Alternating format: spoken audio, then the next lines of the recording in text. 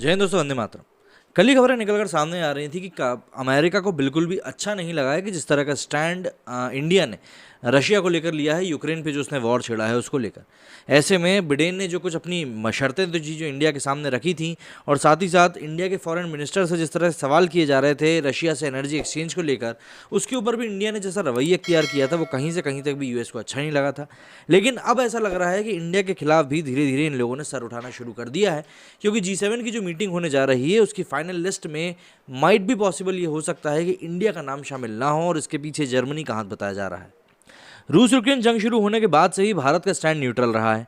इसे लेकर अब जर्मनी इस बात पर चर्चा कर रहा है कि प्रधानमंत्री नरेंद्र मोदी को जून में आयोजित होने वाली G7 सम्मेलन में बुलाया जाए या नहीं।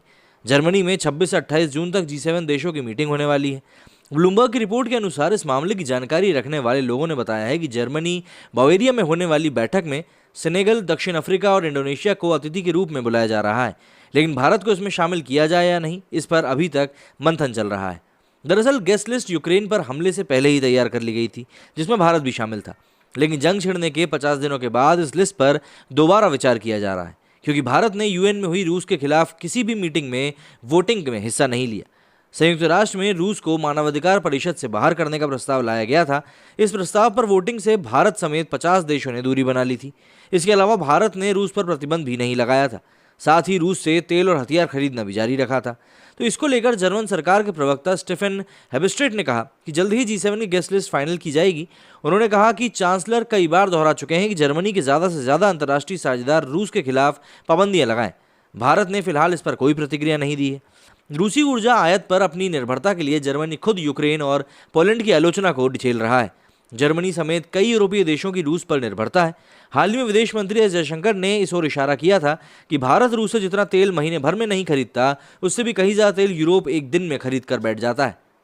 बात करें G7 की, तो G7 सम्मेलन 26 जून 2022 को बवेरिया में होने वाला है। इस बैठक में भारत को बुलाया जाएगा या नहीं, इस बात पर जर्मनी विचार कर रहा है। G7 दुनिया की 7 सबसे बड़ी अर्थव्यवस्थाओं वाला देश का समूह है। इसमें Canada, France, Germany, Italy, Japan, Britain और अमेरिका शामिल है।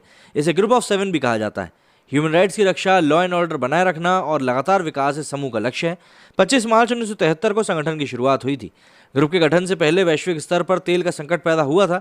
इससे दुनिया में आर्थिक संकट आ गया था, इसलिए भविष्य में इस तरह की चुनौतियों से निपटने के लिए संगठन की नींव रखी गई थी। रूस इस संगठन का हिस्सा था। 2014 में रूस ने यूक्रेन के क्रीमिया पर कब्जा कर लिया था। इसके बाद इसे समूह से हटा दिया गया था। रूस के हटने से पहले इस ग्रुप में 8 देश सदस्य थे। चीन में प्रति व्यक्ति आय कम होने से उसे समूह में शामिल नहीं किया गया था। हर साल G7 की बैठक होती है। इसकी अध्यक्षता बारी बारी से सदस्य देश करते हैं। सम्मेलन में अन्य देशों और अंतर्राष्ट्रीय संगठनों के प्रतिनिधियों को भी भाग लेने के लिए बुलाया जाता है। तो मोटी मोटी बात यही है कि इंडिया पर ऐसे नहीं तो वैसे एक्शन की तैयारी की जा रही है।